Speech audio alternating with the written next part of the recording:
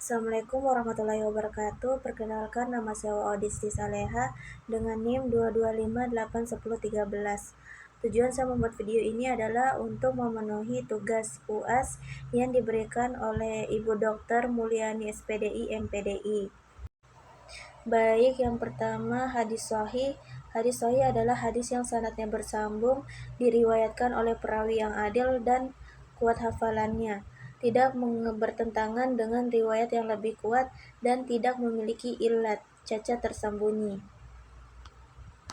Yang kedua, hadis hasan. Hadis yang sanadnya bersambung dan diriwayatkan oleh perawi yang adil, tetapi tingkat ketelitian hafalannya sedikit di bawah perawi hadis sahih. Hadis ini tetap dapat dijadikan hujjah. Yang ketiga, hadis dhaif. Hadis yang tidak memenuhi syarat hadis sahih maupun hasan, misalnya karena sanadnya terputus, terdapat perawi yang lemah atau sebab lainnya. Selanjutnya, hadis mutawatir.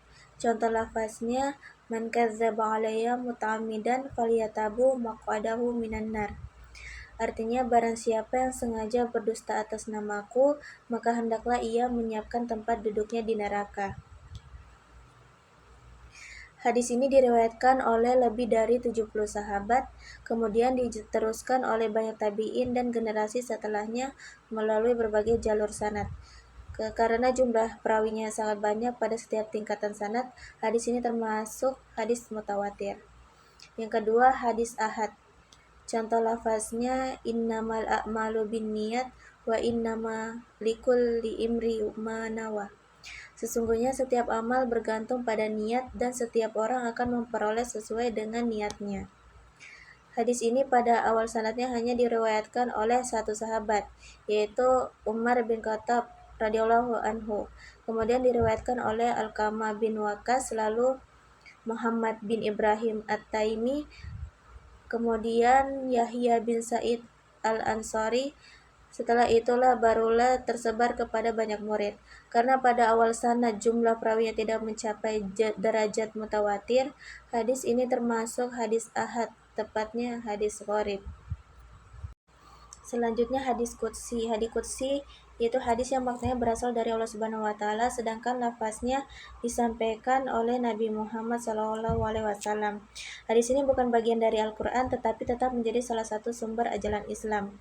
Contoh hadis qudsi sahih, ya ibadi inni haramtu zulma ala nafsi wa ja'altuhu bainakum muharrama fala tazalamu.